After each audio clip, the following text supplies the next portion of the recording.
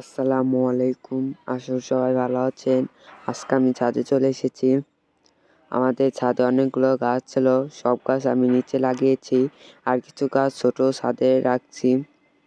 এখানে কিছু হজের পাতা ছিল, আর একটা অ্যালোভেরা গাছ ছিল, সেটা নিচে লাগিয়েছি। হজের পাতাটি ভালোই বড় হয়েছে গাছ, আর অনেক পাতা হয়েছে।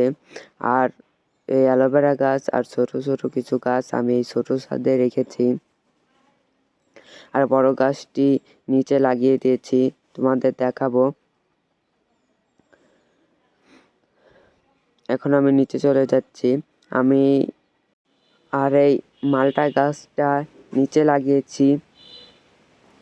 আমাদের মালটা গাছটা বাইবেরি লাগিয়েছি।